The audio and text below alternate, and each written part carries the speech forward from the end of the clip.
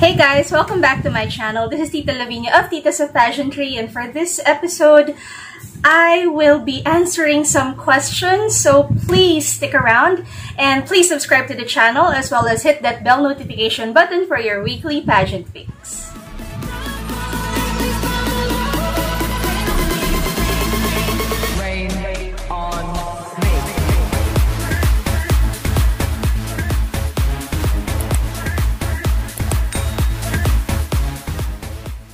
So guys, taglish tayo ngayon at itong episode natin, it's very self-indulgent. This is all about me. So kung hindi nyo na itatanong, my partner at Tita's of Pageantry, Tita Belay, she decided one day to gather questions from our followers at Tita's of Pageantry.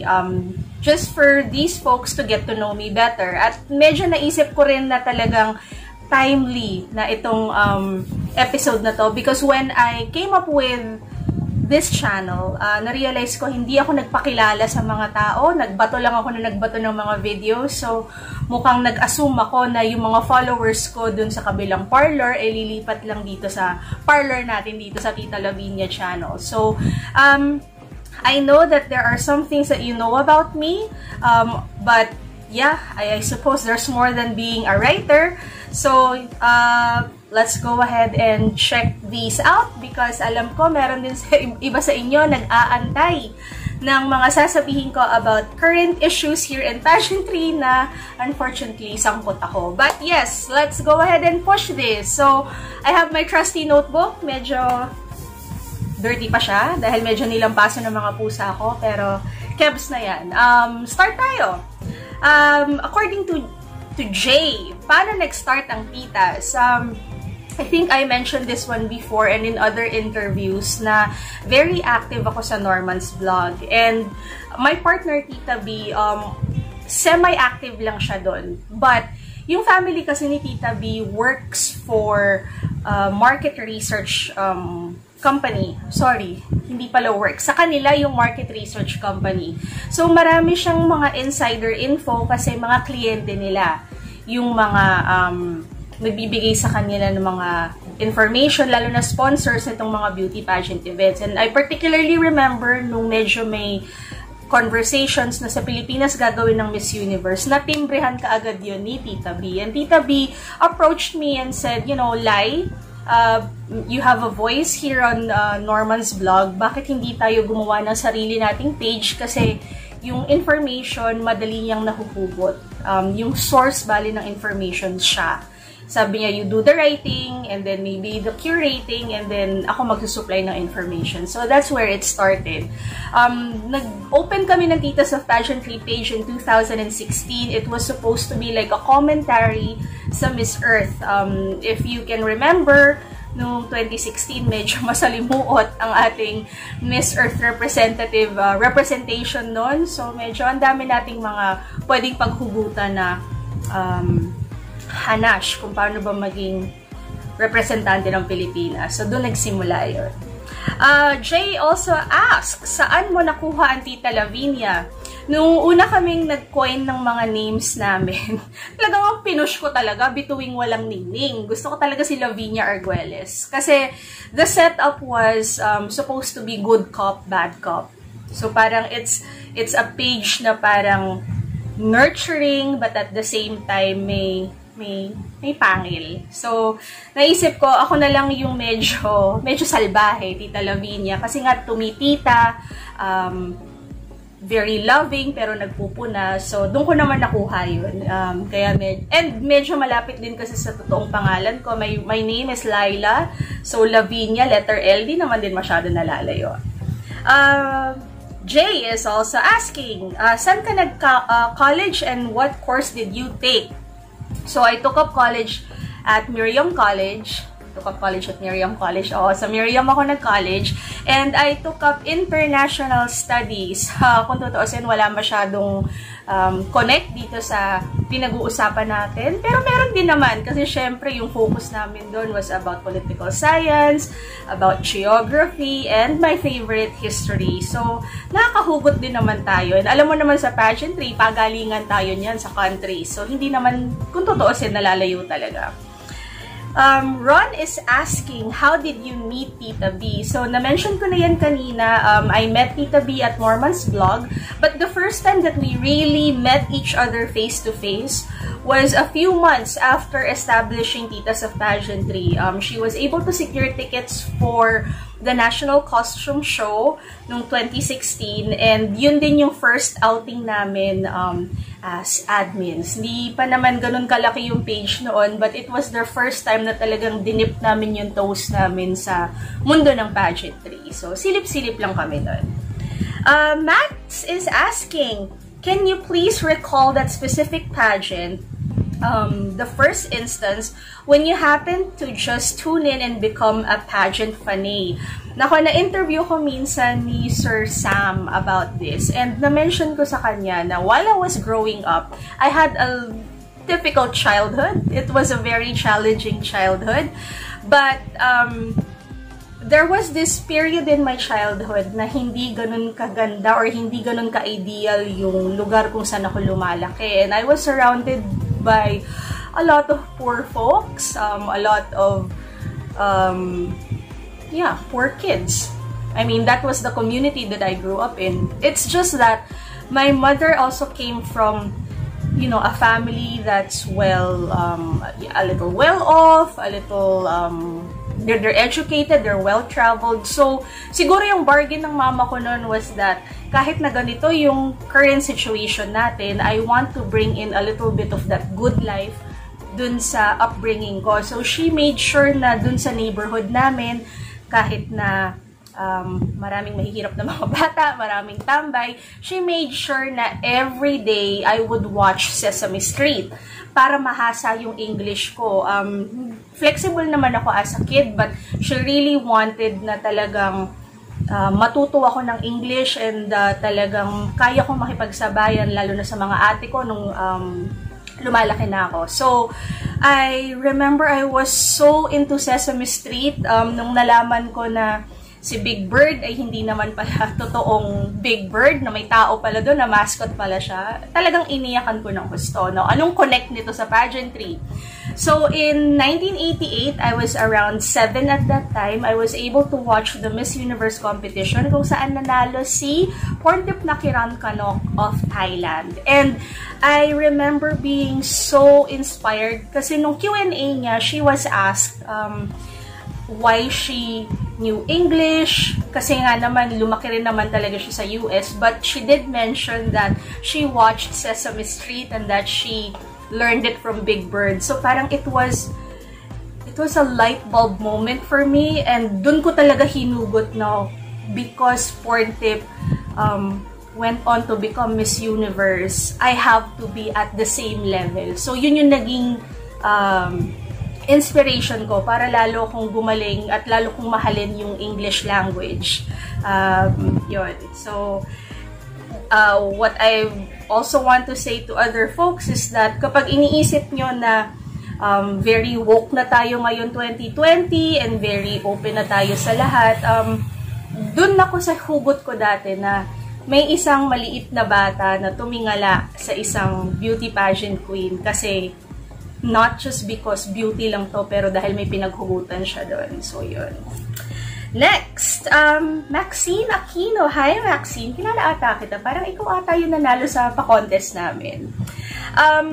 What was the most fulfilling moment for you as a pageant fan? Nako, well, definitely nung nai-involve na ako, I felt that the PIA period was really, really fulfilling. Kasi nakailang beses na tayong nagbantay sa mga Miss Universe candidates na pinadala natin since Venus Run noong 2010. But somehow, habang nagpe-prepare si Pia going to Miss Universe, talagang ramdam na ramdam namin, kami nung mga kagrupo ko sa Instagram, ramdam na ramdam talaga namin na kung nagda-doubt yung ibang tao kay Pia, talagang na-feel namin na kung may winner talaga tayo dito. And masarap yung feeling na parang all along, alam mo na siya yung pinili mo at alam mo na parang meron kang, I don't know, some sort of statistical data na pwede mong pagbasihan kasi alam mong kapanapanalo siya. So, nung in-announce ni Steve Harvey na iba yung winner, I remember I stood up, uminom ako ng tubig dun lang sa katabi kong fridge kasi studio apartment lang naman yun, maliit.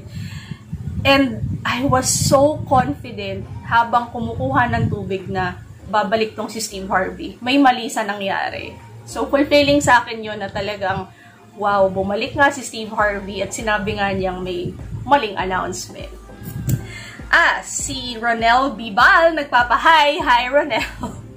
Ayan. J. Carlo is asking, when did you start loving beauty pageantry? So, I mentioned earlier that I first grew up in a really poor community and then in some strange circumstance na favorable din naman sa akin. Napunta ako ngayon sa mga relatives ko. So, parang nagkaroon ng mga custody issues, napunta ako sa mga relatives ko, and I was always in awe with how they composed themselves, how liberal the household was. It was a very controlled household, but it was liberal in terms of providing us with entertainment, with books, with access to TV shows, movies, and it was always a family affair, whether it was watching the Oscars or the Emmys, lalo na pag beauty pageant. So, parang kahit na basketball game yan, like, it's a whole family na manunood. Meron kaming TV room, may access kami, even sa mga kamag-anak namin sa States na magpapadala sa amin ng mga VHS tapes. Mag-request kami, ako, tsaka yung ate ko nun, magre-request kami na sana padalhan kami ng mga beauty pageants from the Latin countries, yung mga supermodel of the world, supermodel eklabu sa Latin country. So, talagang maliit pa lang ako, kung hindi nila ako aayusan, kasi ako yung pinakabata doon, yung 10 years yung gap namin nung pinsan ko na nakatira doon. So, ako yung pinaka-doll nila, inaayusan nila. So, talagang everywhere I was surrounded by talks on beauty and appreciation for women. Kaya, masaya nung lumalaki kasi hindi nila pinagkait sa akin yun. Like, even the helpers would watch with us. So, yeah, wala. Fun experience sa akin na maliit pa lang ako, may access ako sa mga beauty pageants. Ayan. Kaiser is asking, how do you handle trolls DMing you? Madali lang naman kasi talaga yan. What I would say is that ideally, you don't handle them. Ideally, you ignore them, you block them, you take away their power over you by blocking and restricting. But, there are some trolls na parang gusto mo rin naman talagang sutilin. So, kung makakapag-advise ako on how to handle these trolls is that huwag kang magre-retaliate na mainit ang ulo mo, na emotional ka about it. Kung magre-retaliate ka, do it for fun. Kumbaga, pick your battles, but at the same time, kung talagang feel mo yung itch na pumatol, make sure na hindi dahil nabasag ka, but because you want to say something para naman medyo matauhan siya. So, I'll share something na sobrang naughty, pero candid naman tayo dito, hindi naman ako ganun din ka-perfect to begin with. So, may mga stupid followers tayo na mahilig talagang mag-infiltrate ng personal account ko, as in talagang to the highest level. Gagawin nila, magbibigay sila sa akin ng mga super-duper bastos na words, super-duper bastos na insults, yung talagang below the belt. So, gagawin ko, pupunta ako sa porn site, kukuha ako ng someone na may super laking manhood. Ikakopy ko yung photo, tapos isisend ko sa kanila. Kasi most likely, mga teenager yun. Most likely, mga lalaki din yun. Para lang maasar sila, papadalhan ko. Kasi delicious sa akin yung idea na nasa public place sila, tapos sinagot sila, tapos pag open nila, voila! Malaking manhood na magra-rival kay Chris Evans. So, yun. Pero, dati ko ginagawa yun. Ngayon, hindi na. So, ngayon, what I do is, tinitingnan ko kung nasa tama ba ako or tinitingnan ko kung anong laban ko dito. So, just as a tip, guys, kung mangtotroll kayo and then you're members of the service industry, or if you're teachers maybe, or nasa educational sector kayo, education sector, go easy on the trolling because some people like me, naghahalungkat ako. Tita B also naghahalungkat kami. So, naghahalongkat in such a way na titingnan ko kanino ba to pwede i-report. And if I may, minsan na rin na-mention ni Tita Bian na meron ding isang Shupit Balur na sobrang below the belt. And nakita ko nagtatrabaho siya sa isang hotel. So, I messaged the hotel, and to cut the long story short, he lost his job because what he sent me was super racist, super sexist. So, mag-iingat din kayo, lalo na kapag nandun kayo sa mga industriya, and lalo na kapag dinidisplay nyo sa mga accounts ninyo kung saan kayo nagtatrabaho. Kasi, tablahan lang. Yun lang naman yun. So, JC is asking, how are you coping with the pandemic? Okay ako.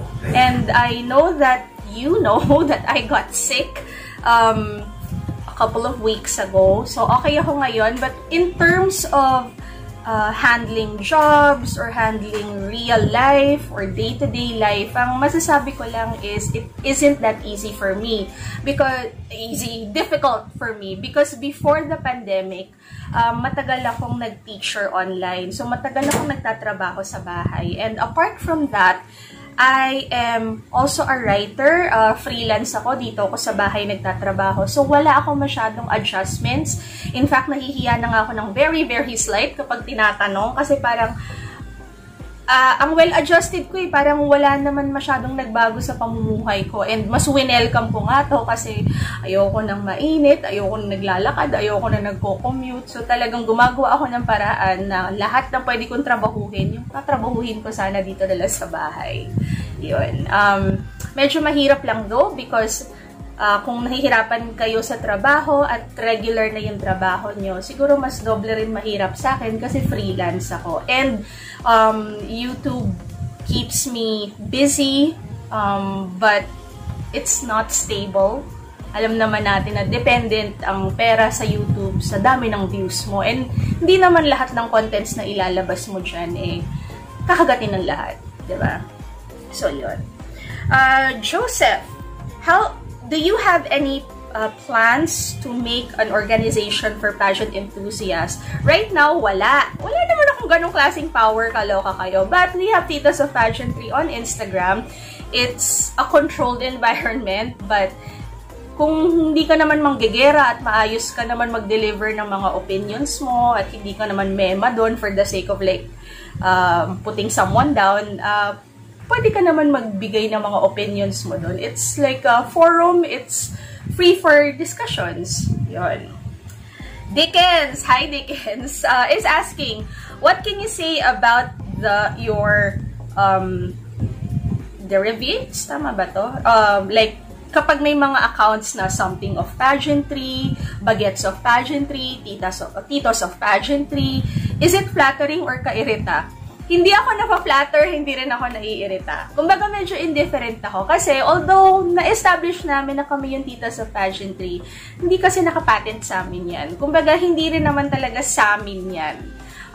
Kapag sobrang malapit yung pangalan, katulad nung kailan lang may nag-send sa akin na Titas of Pageantry yung pangalan niya, kinuha pa niya pati yung profile namin, pati yung description namin. Pinakausapan ko naman ng maayos kung pwedeng medyo palitan niya kasi no confuse yung mga tao. Hindi ko naman inelbow, hindi ko naman pinagbantaan, pero kinausap ko na maayos kasi 'di ba guys, pag ganyan may stages naman yan Hindi ka naman basta-basta magwa-warlay. Kumbaga, titingnan mo muna kung hanggang saan mo pwedeng i-negotiate yung position mo na. Kung hindi talaga nakikinig sa'yo, pa-skill mo na sa page mo, pa-report mo na. So, yun. So, okay lang yan. Kasi, syempre, the others, yung take nila, hindi naman very titas yung tono nila. Very bagets naman. Very titos naman. So, binabagay lang nila dun sa pinaka-persona na in-acquire nila, na kinabit nila sa off-pageantry. So, yun. Karen is asking, bakit ang witty mo? Witty ba talaga? Mahilig kasi ako sa wordplay. As in, na-mention ko kanina, I have a love for the English language. Kumbaga, I get excited when I learn new words. I get excited when may mga bagong literature na gusto kong basahin. O kaya naman, I get excited kapag may mga movies na medyo heavy, pero gusto ko yung talas ng conversation. Kumbaga na-challenge ako doon. So baka yun din naman yung way para maging madaldal, na may sense, na medyo funny. Gusto ko lang kasi actually medyo funny na lately na may misinterpret. But we'll go there later on. So, Arnold is asking, naku, ang daming tanong ni Arnold. May jowa ka po ba? Meron naman. Feeling ko nga may paminsan-minsan naririnig nyo siya, paminsan-minsan napapansin nyo, but open naman, nakikita naman sa Instagram account ko, paminsan-minsan. How did you meet? At anong sikreto nyo? Sa work. Sa work kami nag-meet. Wala naman masyadong sikreto. We have cats, so maybe that's what bonds us together. We have certain interests na pareho naman din kami, and wala kasi masyadong expectations sa relationship namin eh. So parang hindi naman din ganun ka. I'm not gonna say hindi siya serious, I'm just gonna say na hindi pa siya ganun ka constricting. Yan. So baka naman yun ang sikreto. Dahil medyo yun, follow up ni Arnold, gano'n na kami katagal, kaloka tong si Arnold, magpo 14 years na rin kami. So, yun. Si Arnold, meron pang follow up. Anong tingin niya sa status niyo sa pageants? Kung hindi niya na itatanong, minsan siya yung nagka-cameraman sa akin pag may mga events. Minsan siya rin naman yung kasama ko, either sinusundo ako, talagang kailangan ko ng extra hand. Gets naman niya yung community na ginagalawan ko. But of course, I try to separate both kasi baka naman hindi niya masyado mag-gets. Ba't tayo nag-aaway-away dito minsan? O ba't tayo naglalandian dito minsan? What are your interests apart from pageantry? Definitely my cats. Siguro kung hindi rin naman ako nag-aalaga ng mga pusa, it would be animals in general. I love jewelry and gemstones. I love researching. I love watching movies. And when I watch movies, especially kapag period movie yan, talagang mag-o-obsess ako paminsan-minsan. Magbubugol ako ng ilang oras para lang mag-research. So, research is something that I enjoy. Kaya nga, paminsan-minsan yun yung ino-offer ko sa inyo because I feel na with the vloggers, pagdating sa pageantry, walang ganong klase ng flavor. Yung mga ngalkal sa history, yan. Gusto ko yung mga bagay na yan. And I'd like to say na mahilig ako sa halaman, kaso lang parang ang hirap pang i-push yun kasi wala pa naman ako nabubuhay na halaman. In fact, dito tayo ngayon nag-shoot kasi yung mga halaman ko dun sa dati kong set namatay na. So parang ang lungkot naman. Kaya mag-iba muna tayo ng set ngayon. So, if you'll join a beauty pageant, what beauty pageant will you join? Hindi talaga pumasok, guys, sa utak ko na sumali ng beauty pageant. Unang-unang liit-liit ko, I am only 5 feet tall. Kahit na nung kasagsagan pa ng kaseksihan ko noon, umabot tayo doon. Wala akong naisip na ganung ambisyones para sa sarili ko. Gusto ko mag-ayos ng girls, gusto ko magkulot ng buhok, gusto ko mag-mook up, pero hindi ko naisip na sasali ako. But, kung sasali ka rin lang naman, ba't hindi ka pa mag-Miss Universe, diba? Parang, ba't mo pa, diba? Highest of the high. Tito Witty, hi Tito Witty! When to make tabla and when to hold back? Ayun. Maganda kasi medyo manahimik ka na lang eh. Kapag medyo galing na sa iyo yung opensiba, tapos nagkagulo na sila kasi ang dami nagkabit-kabit na yon, maganda kasi yung medyo mag-step back ka na lang. Tapos medyo manood ka na lang sa nangyayari.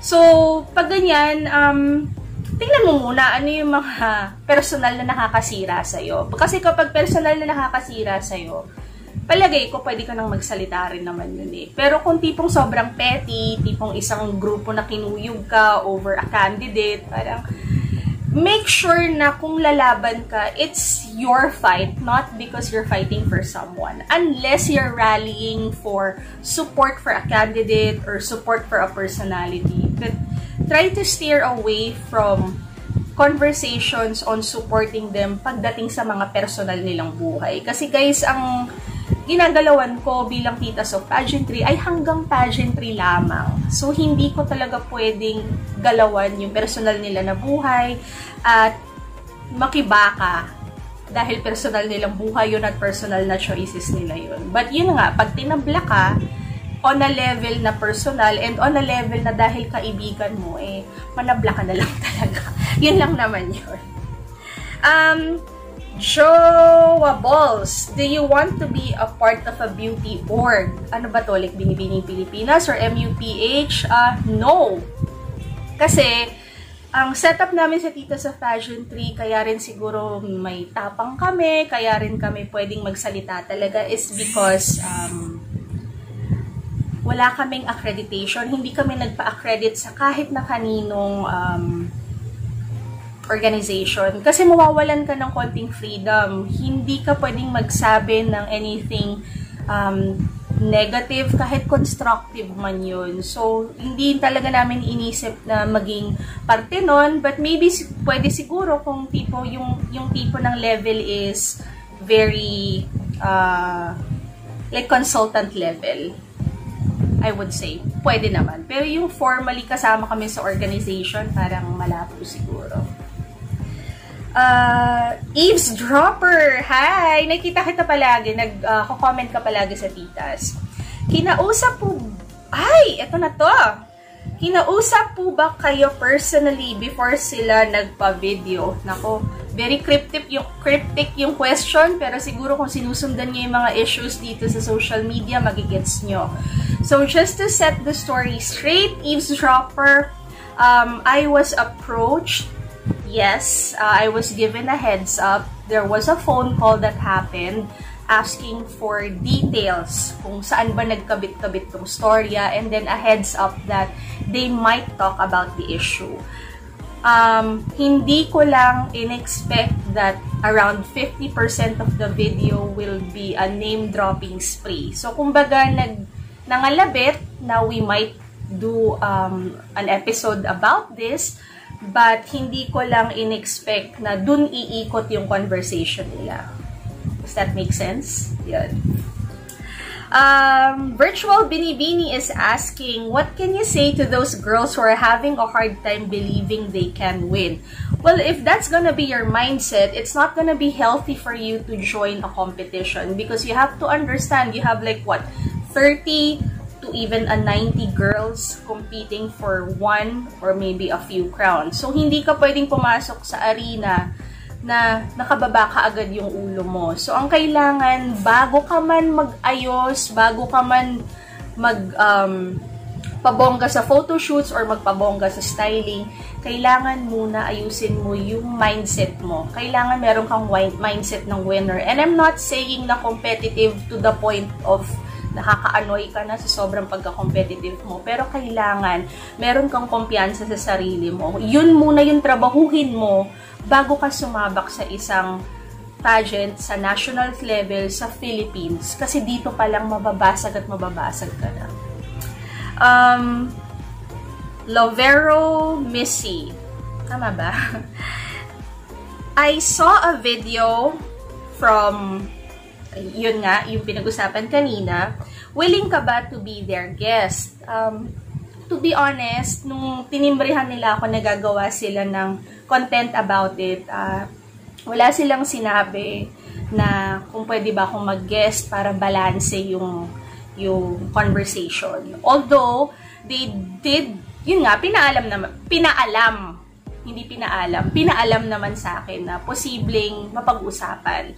Pero, wala ako nakuhang invitation na mag-guest ako. So, medyo nagulat lang ako ng very slight nung narinig ko dun sa video na open sila for a discussion. Ako, ayoko nang mag-guest doon. Kasi actually, 2 of the members are good friends of mine. So, pwede ko naman direktahin sa kanila without going into something very public. In fact, I didn't want to even touch on this.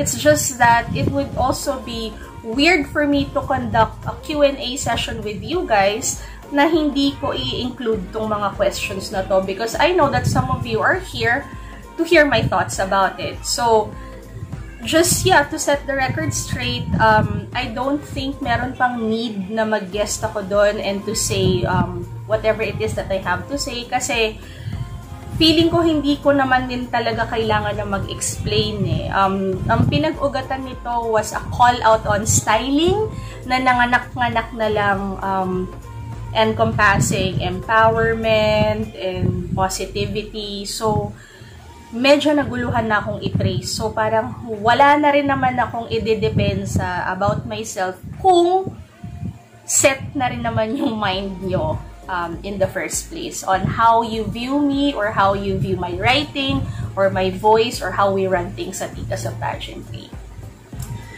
Is there a good way po to say or to point out flaws or mistakes not only to the girls and the organization? I think a lot of people who reacted negatively to the blind item culture or the blind items that we have on Titas on Pageantry, I think that they feel that if there are criticisms or if there are things that we want to point out, that we should go directly to the girls. I don't believe in that because pag ganun ng thinking mo, para kang may sense of entitlement, and to begin with, yung pag-iingay namin is already viewed as entitlement by some people. Bakit pa kami didiretso sa mga babaeng to at sasabihin, hey girl, yung styling mo medyo off ngayon na, or girl, parang medyo kailangan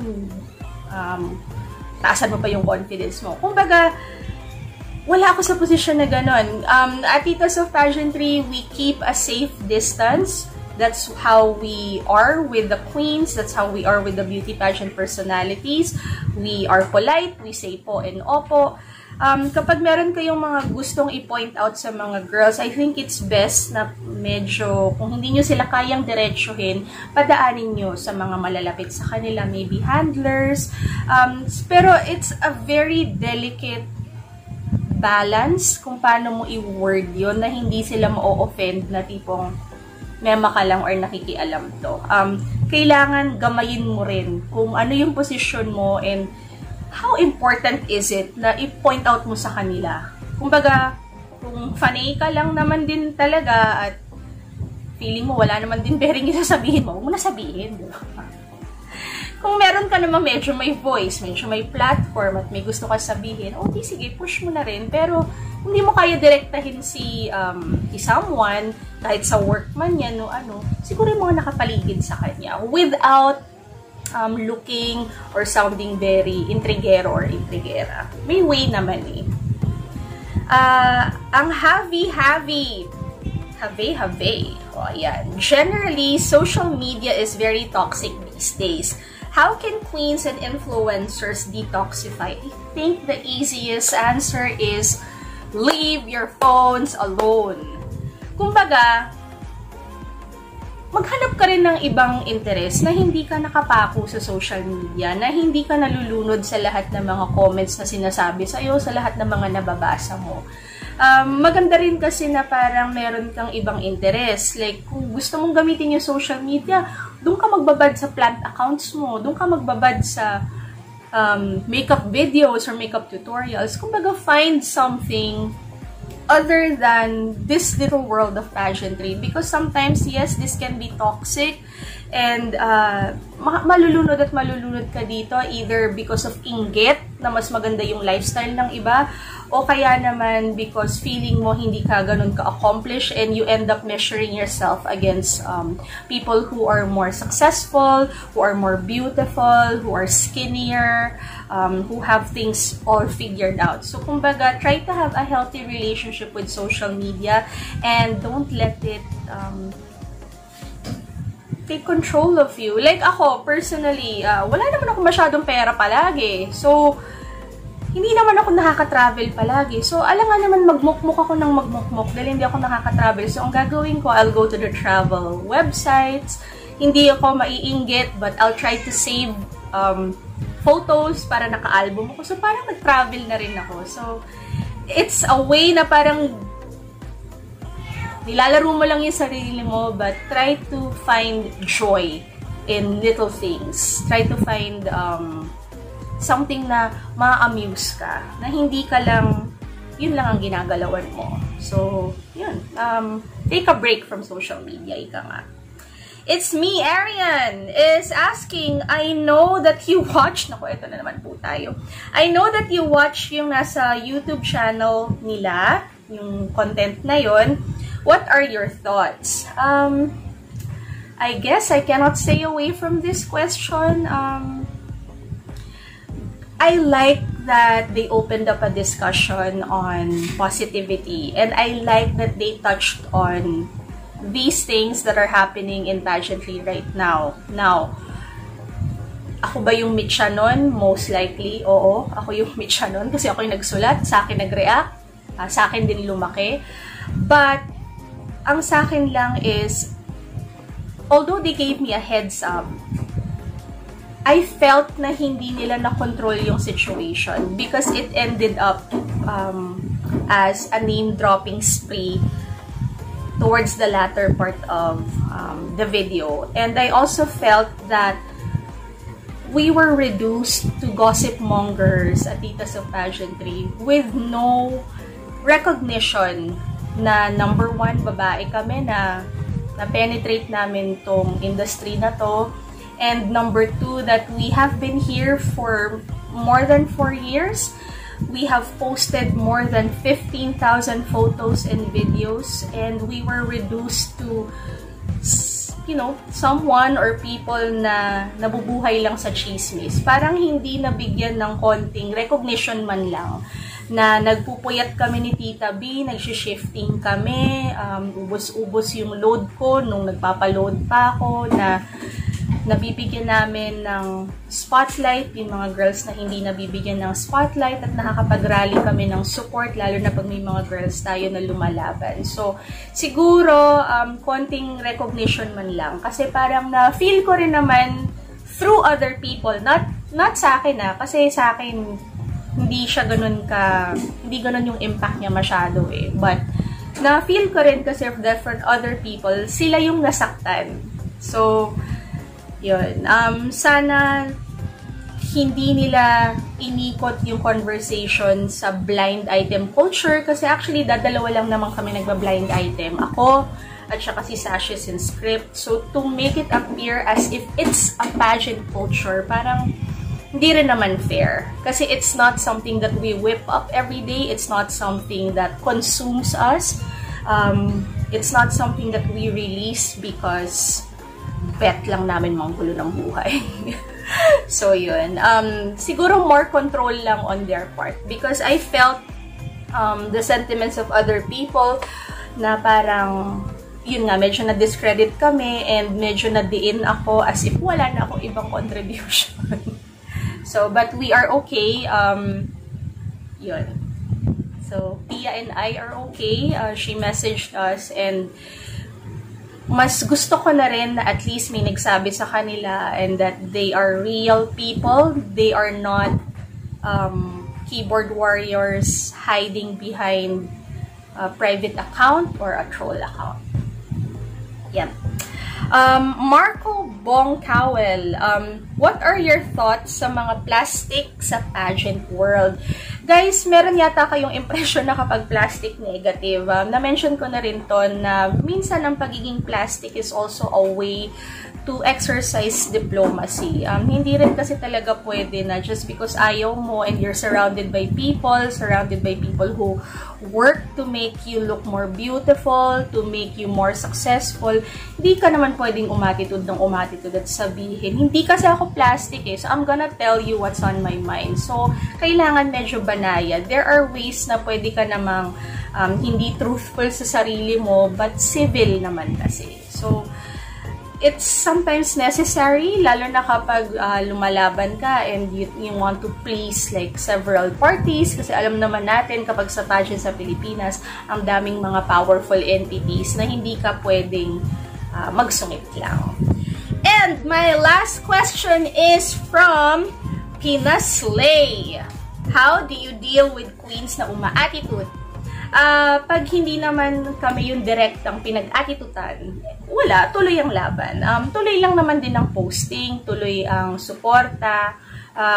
Mako-call out minsan sa chichi, oo, pero hindi naman magbabago kung ano yung purpose nila. Kumbaga, hindi mo sila tatablahin kasi hindi ka naman pinersonal eh. So, kahit na umatitude sila, let's say, sa isang service crew, sa isang fan, mapag-uusapan lang, pero hindi naman namin pepersonalin.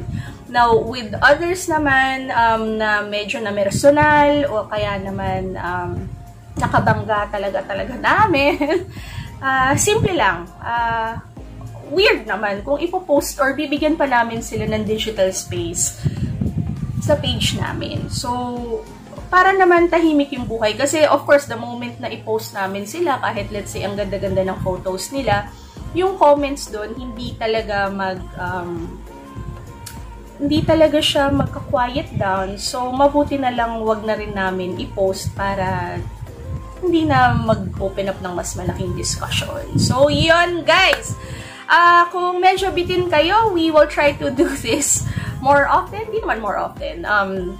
This is going to be like a segment para naman in the loop pa rin naman kayo kung ano pa nangyayari sa pageantry, at kung meron pa kayong gustong malaman, lalo na medyo papunta na rin tayo sa sort of pageant season sa Pilipinas, sige, push natin tong ganitong klaseng discussion pa minsan. So guys, thank you so much. If you have comments or if you feel like you have something to say, go ahead and comment below. Thank you, guys.